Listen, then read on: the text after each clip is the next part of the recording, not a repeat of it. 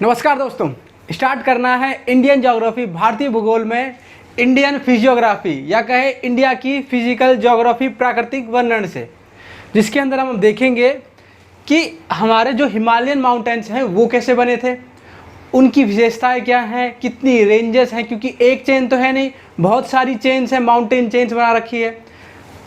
Northern planes जो मैदानी इलाके हैं, जैसे उत्तर प्रदेश वाला, बिहार वाला गंगा प्लेन हो गया, राजस्थान प्लेन्स हो गए, पंजाब प्लेन्स हो गए, आसाम में ब्रह्मपुत्र व प्लेन्स हो गए, जो वो मैदान है उनके बारे में पढ़ेंगे।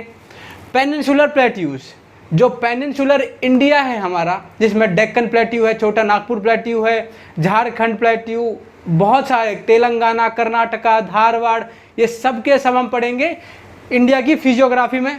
उसके बाद कोस्टल रीजन्स, इंडिया के तट रेखा देखेंगे, जिसके अंदर हम ये भी देखेंगे कि जो वेस्टर्न घाट्स हैं और जो पश्चिमी घाट और पूर्वी घाट्स हैं वो कैसे बने थे, कितनी ऊंचाई है, उन दोनों में अंतर क्या है।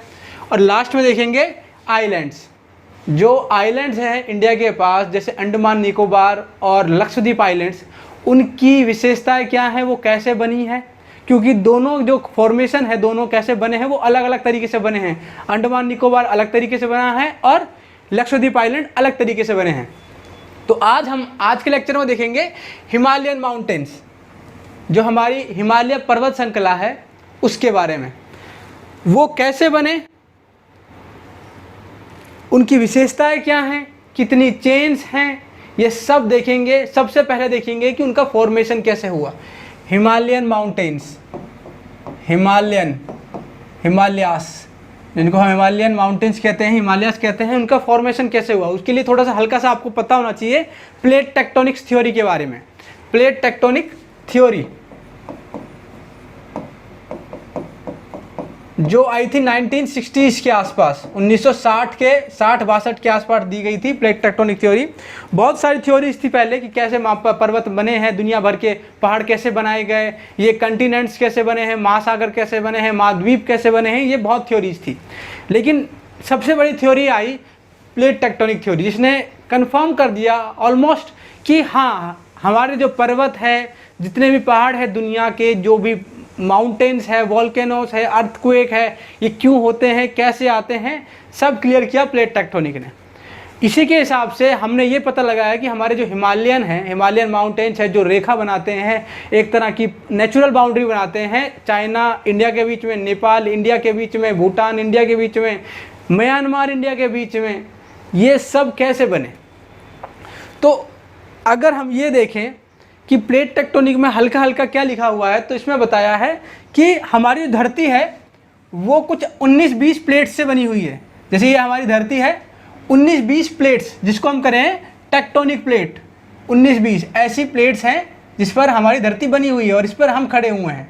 यहाँ पर सब चीज़ है, ऐसी 19-20 प्लेट्स हैं, छोटी बड़ी प्लेट्स है। जैसे इंडियन प्लेट बहुत बड़ी प्लेट है, एशियन प्लेट बड़ी प्लेट है, अफ्रीकन प्लेट, पैसिफिक प्लेट, ऐसी बड़ी बड़ी प्लेट है। नॉर्थ अमेरिकन प्लेट्स, जो कंटिनेंट्स के नाम दे रखे हैं उसमें कईयों के नाम प्लेट्स पर भी, जैसे नॉर्थ अमेरिकन प्लेट है, पैसिफिक प्लेट है, अफ्रीकन प्लेट है, यूरेशियन प्लेट है। तो ऐसी 19-20 प्लेट्स से बना हुआ है हमारा धरती, ठीक है। अब इनके नीचे क्या रहता है, जैसे अगर हम इसको ऐसा सिंपल फॉर्म में लें तो ये हो गई धरती, ये है, यहाँ पर है प्लेट जिस पर ये बैठी हुई हैं, ये है प्लेट्स, और इसके नीचे चलता रहा, जिस पर ये प्लेट्स हैं वहाँ पर वो किस पर तैर रही है, ये प्लेट भी तो कहीं पर तैर रही होंगी।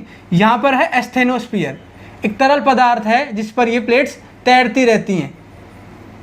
अब ये जो तरल पदार्थ है, ये तरल क्यों हुआ, क्योंकि यहाँ पे टेम्परेचर बहुत ज़्यादा, तापमान, प्रेशर बहुत ज़्यादा है, उसकी वजह से ये मेल्ट हो चुकी हैं, पिघल चुकी हैं। ये जो भी चट्टाने हैं, ये मेटल्स हैं, रेडियो एक्टिव मटेरियल से ये पिघल चुके हैं।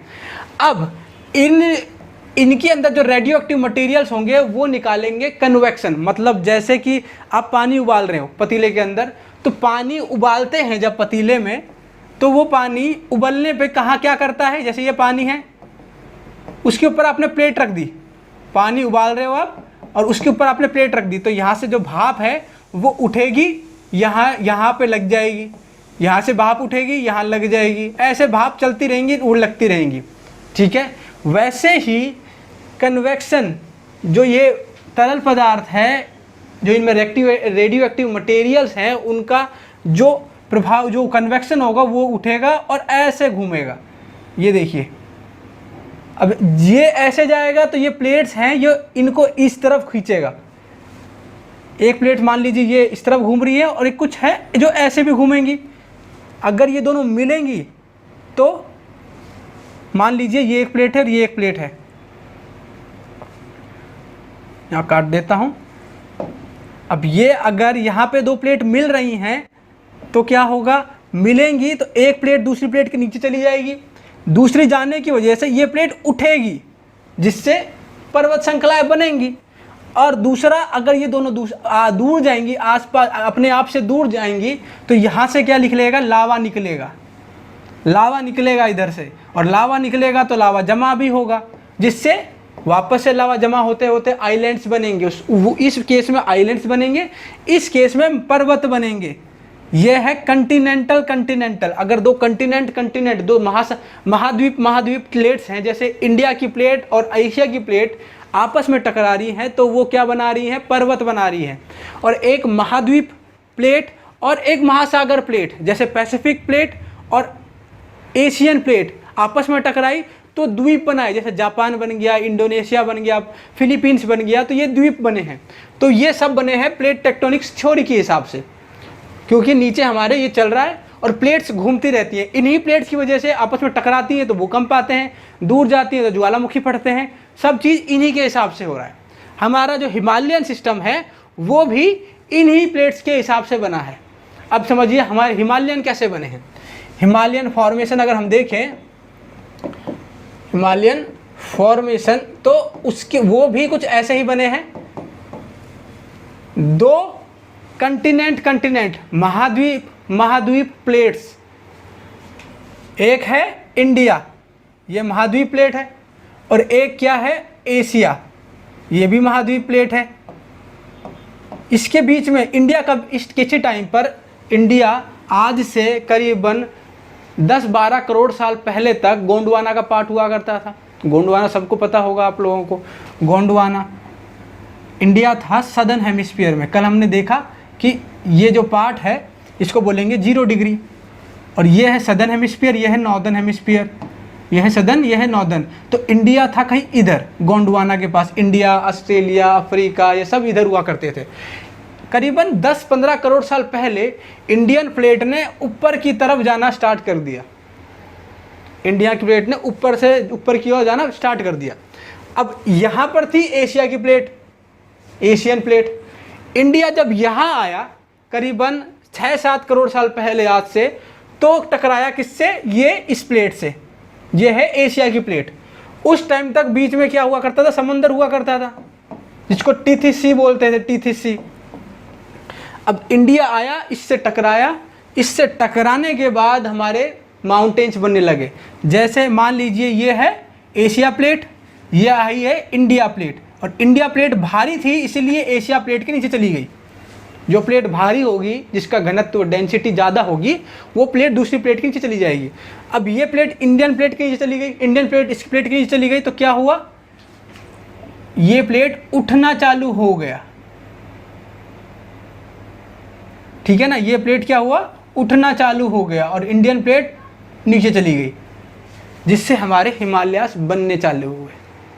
ये था मोटा मोटा हिमालयास बने कैसे थे। टाइम फ्रेम देखें तो हिमालयन, जब इंडियन प्लेट ऊपर नॉर्थ हेमिस्फीयर की तरफ चालू हुई थी, तब मेसोजोइक पीरियड था, मेसोजोइक एरा था उस टाइम पर, करीबन 10-12 करोड़ साल पहले की बात है। टर्सरी पीरियड आते आते हमारे माउंटेन्स बनने चालू हो चुके थे। 6-7 करोड़ साल पहले आज से बनने चालू हो गए थे, और ये बन रहे थे कितने साल तक, आज से 50-60 लाख साल पहले तक ये बनते रहे हमारे माउंटेन्स। माउंटेन्स कोई एक चेन नहीं है, एक ही रेंज नहीं है माउंटेन्स। हिमालयन माउंटेन्स की एक रेंज नहीं है, बहुत सारी रेंजेस हैं। शिवालिक रेंज है, हिमाचल रेंज है, ग्रेटर हिमालयास हैं, उसके ऊपर ट्रांस हिमालयास हैं। तो ये बहुत सारी रेंजेस हैं जिनको बनने में बहुत करोड़ों साल लगे थे। ठीक है, आगे चलते हैं। तो अभी समझना क्या है हमको, हिमालयास की, कि हिमालयन पर्वत श्रृंखला में हमें पढ़ना क्या क्या है। क्योंकि पीएचडी तो करनी नहीं है हमें इसके लिए ऊपर, हमें पढ़ना क्या क्या है, गवर्नमेंट एग्ज़ाम की तरह सरकारी नौकरी लेनी है तो उसके लिए पढ़ना क्या क्या पड़ेगा। पीएचडी करने के लिए पढ़ना है तो बहुत मोटी मोटी बुकें हैं वो सब पढ़ सकते हैं, लेकिन पेपर क्लियर करने के लिए पढ़ना है तो उतना पढ़ना है जो पेपर में पूछा जाता है। तो अभी हिमालयन सिस्टम्स है क्या भारत में, जो पर्वत श्रृंखला है हिमालय की, वो एक श्रृंखला तो है नहीं, बहुत सारी है। जैसे हम स्टार्ट करने वाले हैं शिवालिक से। शिवालिक जो सबसे छोटी श्रृंखला है शिवालिक, उससे देखिए। इसके बाद अगर मैं आपको इस बारे में दिखाऊं तो एक पीपीटी होगी हमारे पास ये वाली, हाँ अगर ये देखिए जिसके अंदर आपको दिखेगी शिवालिक रेंज, ये रही सबसे नीचे जो है शिवालिक रेंज है। अगर इस पर ही देख लें तो सबसे पहले हम पढ़ने वाले हैं शिवालिक को, जिसको लोअर हिमालयास भी कहते हैं, लोअर हिमालयास। दूसरा है लेसर हिमालयास, ये देख रहे हैं आप, पीर पंजाल, धौराधार, ये सब लेसर हिमालयास के पार्ट हैं। और ये इतने ही नहीं है, ये अरुणाचल प्रदेश तक हैं, ऐसे हैं पूरे के पूरे। तो दूसरे हैं लेसर हिमालयास, जिसको हिमाचल भी बोलते हैं हम। तीसरे हैं ग्रेटर हिमालयास, ये देखिए इसके ऊपर है शिवालिक, उसके ऊपर लेसर, इसके ऊपर ग्रेट हिमालयास। ये है ग्रेट हिमालयास, दुनिया के जितने बड़े बड़े पहाड़ हैं ऊंचे ऊंचे सब मिलेंगे यहीं पर, ये हो गए ग्रेट हिमालयास। उसके बाद हम पढ़ने वाले हैं ट्रांस हिमालयास। ट्रांस हिमालयास कौन से हैं, सबसे ऊंचे आ गए, लेकिन ये भी तो देखिए, ये वाले जो हिमालयास है, काराकोरम, लद्दाख, जस्कार, कैलाश, ये भी तो हैं, इनको भी हम पढ़ेंगे इसी के अंदर। तो ये हो गए ट्रांस हिमालयास, ट्रांस हिमालयास। ये ऐसे ये चार हमको पढ़ना है पेपर के हिसाब से। इसके बाद जो पढ़ना है वो है पूर्वांचल, जो नॉर्थ ईस्ट के हिमालयास हैं, पूर्वांचल, पूर्वांचल के पर्वत, पूर्वांचल हिमालयास, नॉर्थ ईस्ट हिमालयास, जो हमको पढ़ने होंगे अरुणाचल प्रदेश, नागालैंड, ये सब में जहाँ पर है वो वाले। तो अभी स्टार्ट करते हैं हम शिवालिक से, शिवालिक रेंजेस से स्टार्ट करते हैं। शिवालिक से एक बार ये देख लीजिए कैसे, आपने अगर इसको ओवरव्यू देख लिया होगा तो आपको ये पता है कि ये ऐसे ऐसे हैं, ऊपर हैं, लेकिन अगर आप टॉप व्यू, साइड व्यू से देखेंगे तो ये कैसे दिखते हैं। देखिए साइड व्यू से कुछ ये ऐसे दिखेंगे, ये हो गया तिब्बतन प्लेट्यू, ये हो गए ट्रांस हिमालयास, ये हो गए ग्रेट हिमालयास, ये हो गए लेसर हिमालयास, और ये हो गए शिवालिक हिमालयास। ठीक है, ये है तिब्बतन प्लेट्यू, ये वाला जो पार्ट है, क्योंकि तिब्बत का प्लेट्यू भी तो उठा था। जो प्लेट अगर चकराएंगी तो ये ऐसा थोड़ा कि यही उठ जाएगा, ये पूरा एरिया उठा है, तो ये वाला प्लेट्यू भी तो उठ गया, तो उससे बना था तिब्बतन प्लेट्यू। उसके आगे देखेंगे तो कुल्लून माउंटेन्स, चाइना की कुल्लून माउंटेन्स है उसके आगे। तो ये ऐसे है, ये है तिब्बतन प्लेट्यू, ये है ट्रांस हिमालयास, ये है ग्रेट, ये है लेसर, ये है शिवालिक वाले, और ये है हमारा great plains, Ganga plains, Brahmaputra plains, ये है, ऐसा दिखते हैं हिमालयास देखने में। तो हमको स्टार्ट करना है शिवालिक से। शिवालिक, शिवालिक या फिर लोअर हिमालयास। मेन पॉइंट्स याद रखिए, पूरा पीएचडी करनी नहीं है, फिलोसफर नहीं बनना है इसके अंदर। मेन पॉइंट्स जो एग्जाम पर्सपेक्टिव से बहुत इंपॉर्टेंट हैं, क्योंकि बहुत सी चीज़ पूछी जाती है इसी से, सिर्फ इसी से। कौन सी पर्वत श्रृंखला कहाँ पर है, उसकी हाईएस्ट पीक क्या है, कौन सा कट है, कौन सा पास है, कौन सा ग्लेशियर है, सब पूछा जाता है। तो ये याद रखना है किस किस के बीच में है शिवालिक रेंजेस, किस किस के बीच में है। ऊपर है लेसर हिमालयास या फिर हिमाचल, ऊपर की तरफ नॉर्थ में, और साउथ में है ग्रेट प्लेन्स, जो मैदानी इलाके हैं हमारे वो साउथ में, ये है नॉर्थ में, ये है साउथ में। इन दोनों के बीच में आते हैं शिवालिक हिमालयास, जिनकी जो लंबाई है, जो कहाँ से चालू होते हैं, यहाँ से चालू हो रहे हैं, ये यहाँ से चालू होते हैं और ये अरुणाचल प्रदेश तक चलते हैं। समझ में आया? तो जो इनकी लंबाई है वो करीबन 2500 किलोमीटर की है। कहाँ से कहाँ तक? पोटवार प्लेट्यू, कहाँ है पोटवार? पोटवार प्लेट्यू किधर है? पाकिस्तान का पोटवार प्लेट्यू से ब्रह्मपुत्र वैली तक, ब्रह्मपुत्र वैली या प्लेन्स तक चलेंगे ये। 2500 किलोमीटर। अब ये देखिए इनकी जो चौड़ाई है, इधर इधर इनकी चौड़ाई ज़्यादा है, इनकी चौड़ाई इधर ज़्यादा है, और ये इधर जाते जाते छोटे पतले होते जाएंगे, चौड़ाई इनकी कम होती जाएगी इधर। तो इस तरफ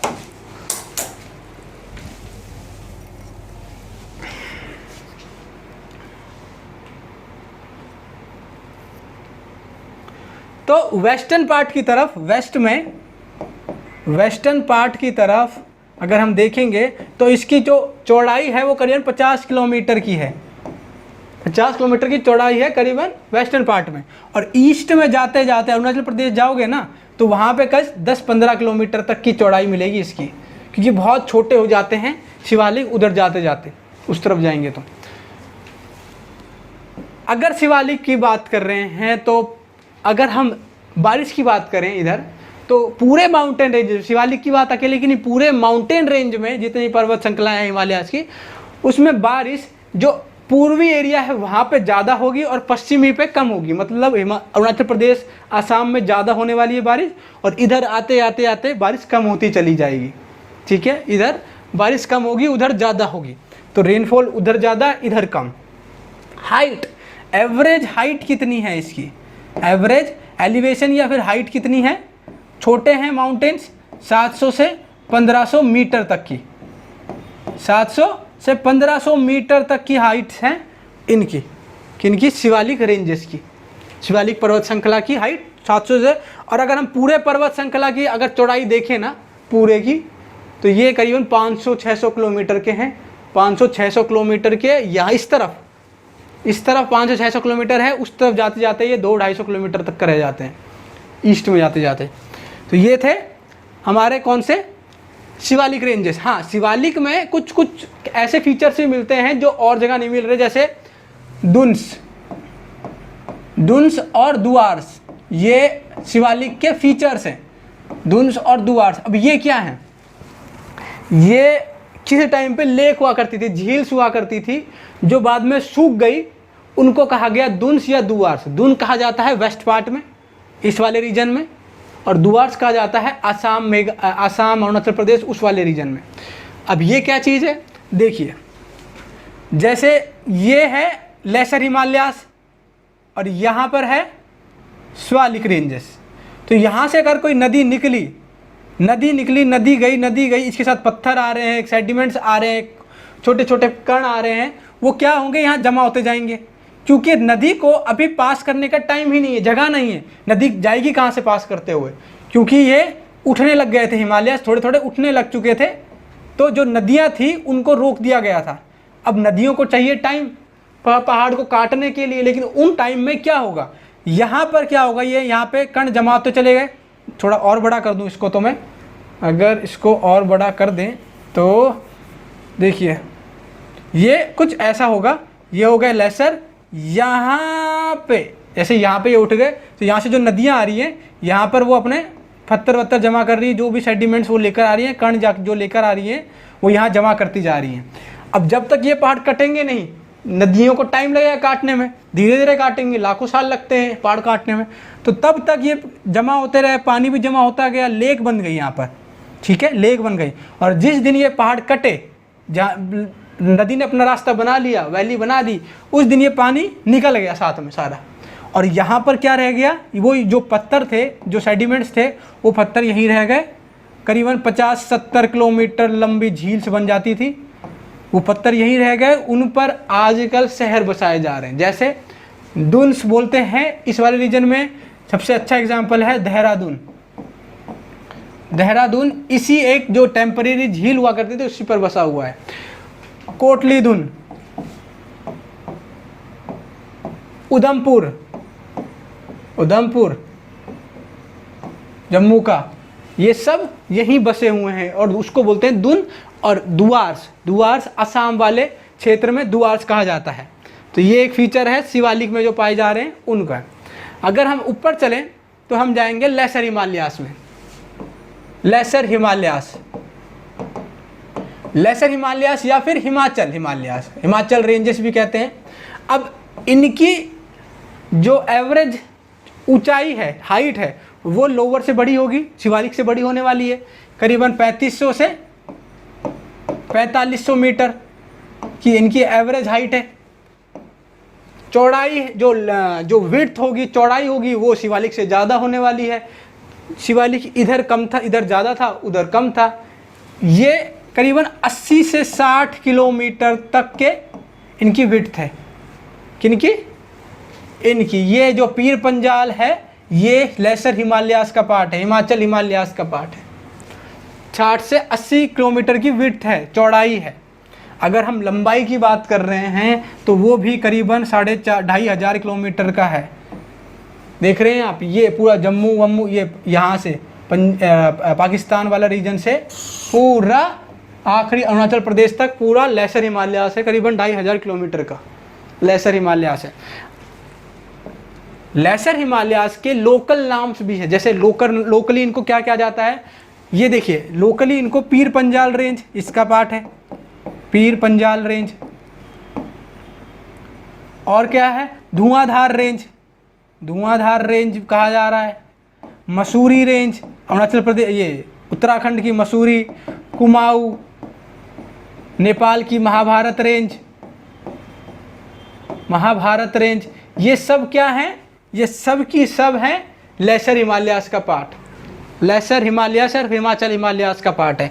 इन सब में सबसे इंपॉर्टेंट कौन सी है? पीर पंजाल रेंज। अब पीर पंजाल रेंज इतनी इंपॉर्टेंट क्यों है? इसके अंदर देखिए, यह है पीर पंजाल रेंज जो मिलेगी आपको, जो लेसर हिमालयास का पार्ट है, और मिलेगी आपको जम्मू कश्मीर वाले रीजन में। अब देखिए, यह है जैसे पीर पंजाल रेंज, इसके आगे स्टार्ट होती है धौलाधार रेंज। धौलाधार पर आपको जो फेमस हिल स्टेशन है जैसे डलहौजी, धर्मशाला, शिमला, ये आपको सब धौलाधार में मिलेंगे। ये सब लेसर हिमालयास का पार्ट है। पीर पंजाल, धौलाधार, उसके आगे जाएंगे उत्तराखंड में तो मिलेगा मसूरी, कुमाऊं, उसके आगे जाएंगे नेपाल में तो महाभारत रेंज। ये सब लेसर हिमालयास का पार्ट है। अब पीर पंजाल रेंज है, पीर पंजाल रेंज PPR, यहाँ पर है श्रीनगर, यहाँ पर है श्रीनगर, इधर है कहीं पर जम्मू। ठीक, ये श्रीनगर है। श्रीनगर कौन सी नदी पर है? झेलम पर, झेलम नदी पर है श्रीनगर। सो झेलम नदी पीर पंजाल को काटती है। झेलम की एक सहायक नदी है किशनगंगा, वो भी पीर पंजाल को काटती है। ये भी पीर पंजाल, चिनाब रिवर भी पीर पंजाल को काटती है, चिनाब नदी भी पीर पंजाल को काटती है। और एक फेमस टनल है या एक पास है जिस पर वो टनल बना रखा है, वो भी पीर पंजाल में ही है। बहुत इंपॉर्टेंट है एग्जाम से लिए। अगर आपको जम्मू से श्रीनगर जाना है ना, जम्मू से श्रीनगर जाना है तो आपको उसी टनल से जाना होगा। वो टनल बना रखी है बनिहाल पास पर, बनिहाल पास जो है किस पर? पीर पंजाल रेंज पर, बनिहाल पास। और बनिहाल पास में टनल का नाम क्या है? Jawahar tunnel, Jawahar tunnel.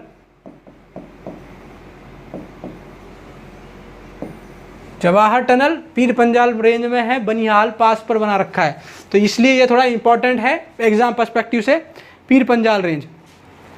इसके आगे देखते हैं हम, उसके ये हो गया लेसर हिमालयास। उसके ऊपर जाएंगे तो यहाँ मिलेगा आपको ग्रेट हिमालयास। ये देख रहे हैं ये वाला पार्ट, यहाँ पर है ग्रेट हिमालयास, पूरा का पूरा ग्रेट हिमालयास। सबसे ऊंची चोटाई इनकी, सबसे ऊंची चोटी है जो दुनिया की है वो है ग्रेट हिमालयास की। इनकी जो एवरेज हाइट है, एवरेज एलिवेशन या हाइट है, वो है करीबन 6100 मीटर की, करीबन 6000 मीटर की या 6 किलोमीटर की एवरेज हाइट है। इधर आपके दो बड़े बड़े माउंटेन्स हैं जैसे माउंट एवरेस्ट इधर ही मिलेगा। ठीक, माउंट एवरेस्ट हो गया, कंचनजंगा हो गया, अन्नपूर्णा, धौलागिरी, मनसालू, मकालू, ये सब के सब यही मिलने वाले हैं आपको ग्रेट हिमालयास के अंदर ही। एक फीचर मिलेगा अच्छा, ये इसके अंदर ग्रेट हिमालयास जो श्रीनगर वैली है वहाँ पर मिलेगी आपको करेवा सॉइल, करेवा सॉइल आपको मिलेगी। कहाँ पर? श्रीनगर की वैली में या फिर कश्मीर वैली में। कश्मीर वैली के अंदर आपको मिलेगी कश्मीर वैली में करेवा सॉइल। अब ये करेवा सॉइल कौन सी है? करेवा सॉइल जब ये बन रहे थे तो जो सेडिमेंट्स थे, क्योंकि धरती जब ये अर्थ ये क्या बोलते हैं अपनी भारत वाली जो प्लेट है, इंडियन प्लेट है, जो यूरेशियन प्लेट से टकरा रही थी, तो बीच में पहले समुंदर हुआ करता था। समंदर ख़त्म हो गया क्योंकि उसमें से हमने पहाड़ निकाल लिए, पहाड़ टकराए, बीच में समंदर था पहले इस वाले पार्ट में। अब ये समंदर तो खटता चला गया, लेकिन समंदर के अंदर जो सेडिमेंट्स थे, जो पत्थर थे, छोटे छोटे कण थे, वो सेटल होते कहाँ चले गए? अलग अलग जगह पे, जैसे कश्मीर वैली में भी सेटल हो गए। तो कश्मीर वैली में अलग तरह की एक करेवा सॉइल पैदा हुई। उस सॉइल में सैफरन की पैदावार की जाती है। केसर, जो देश का सबसे अच्छा प्योरेस्ट फॉर्म का केसर आपको मिलेगा तो वहाँ मिलेगा, तो उसको करेवा सॉइल है, इसीलिए वहाँ पर केसर अच्छी क्वालिटी का मिल रहा है, और वो है कश्मीर वैली में, और वो करेवा सॉइल इसी प्रोसेस से बनी थी। तो ये था एक फीचर। एक और फीचर आपको मिलेगा ग्रेट हिमालयाज का, सिंटैक्सियल बैंड। सिंटैक्सियल बैंड्स मिलेंगे आपको। अब ये क्या है? देखिए ये है ग्रेट हिमालयाज, ये चल रहे हैं ऐसे, ठीक है। अब ये ऐसा तो है नहीं यहीं पर रुक गए, ये है ऐसे, ये जो दिख रहे हैं ये ऐसे घूम गए हैं, ये जो बैंड है ये ऐसा घूम गया है। और ये सिर्फ इस तरफ ही नहीं है, अरुणाचल प्रदेश की तरफ जाएंगे तो वहाँ पर भी ये बैंड ऐसे घूम गए हैं, हिमालयाज हमारे घूम चुके हैं नीचे की तरफ। ये है सिंटैक्सियल बैंड्स। ये क्यों हुए हैं? इनका जो प्रोसेस है वो जब हिमालयंस बन रहे थे, या फिर पहले इंडियन प्लेट आके टकराई थी, ये है यूरेशियन प्लेट, ये है इंडियन प्लेट। तो जब इंडियन प्लेट आकर टकराई इससे, तो पहले ये वाला पार्ट जो वेस्टर्न, जो पश्चिमी पार्ट था इंडिया का, वो टकराया।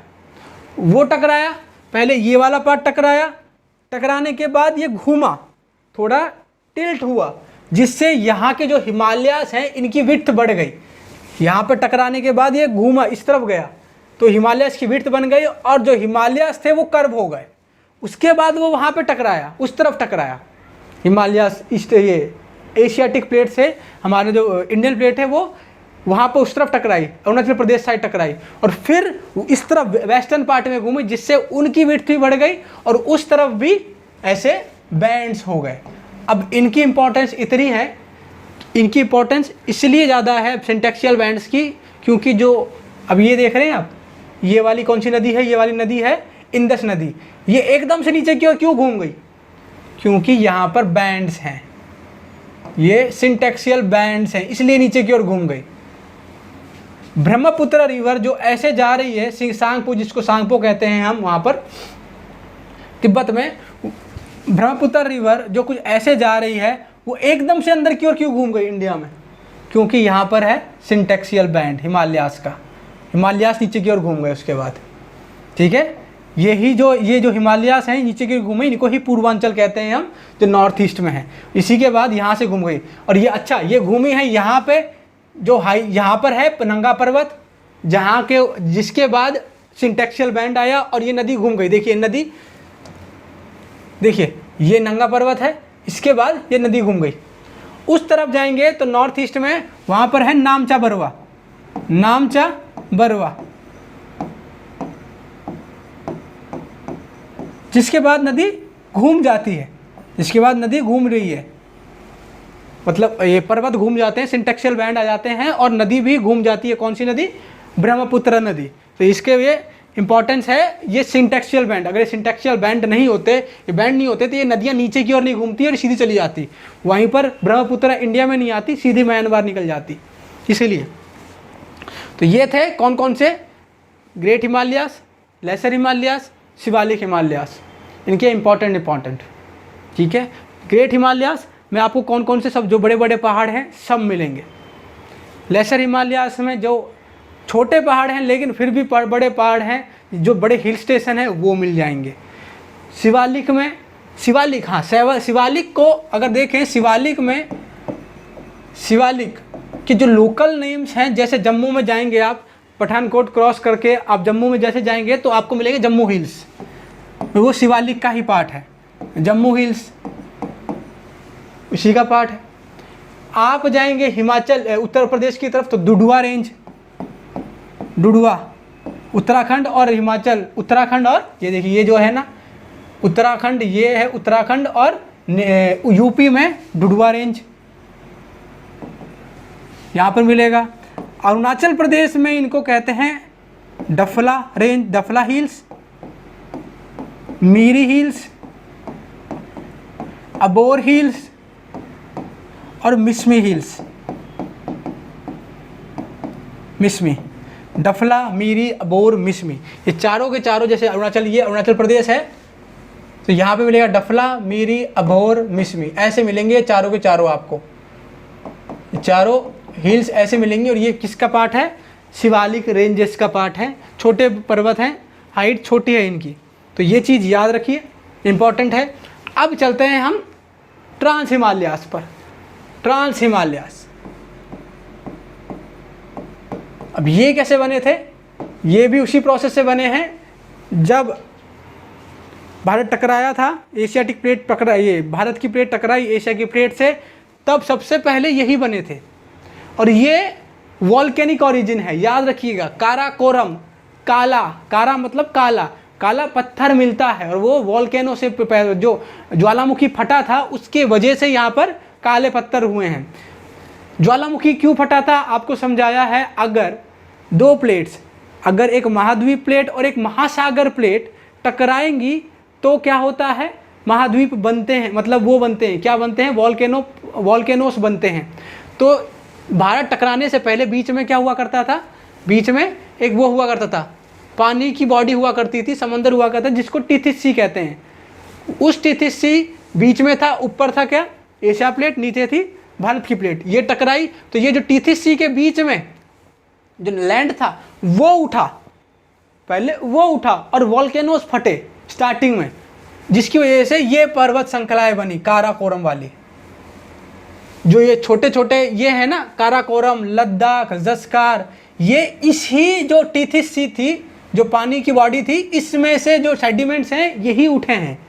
उसके बाद जो लैंड उठा है उससे बना है ग्रेट हिमालयास, ये हिमालयास, वो हिमालयास।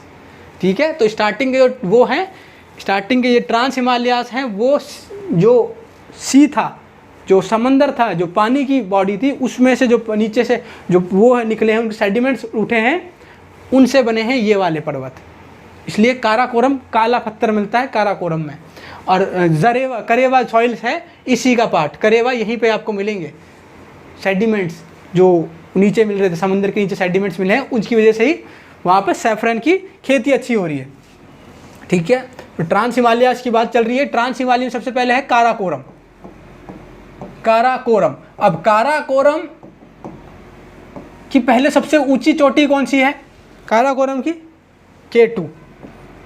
K2 काराकोरम की सबसे ऊंची चोटी है, या फिर गॉडविन अस्टिन, गॉडविन अस्टिन जिसको कहेंगे गॉडविन अस्टिन। ठीक है, हाँ, माउंट एवरेस्ट के भी अलग अलग नाम हैं, जैसे माउंट एवरेस्ट भी कहा जाता है, सागर माथा भी कहा जाता है, चोमलुंगला भी कहा जाता है।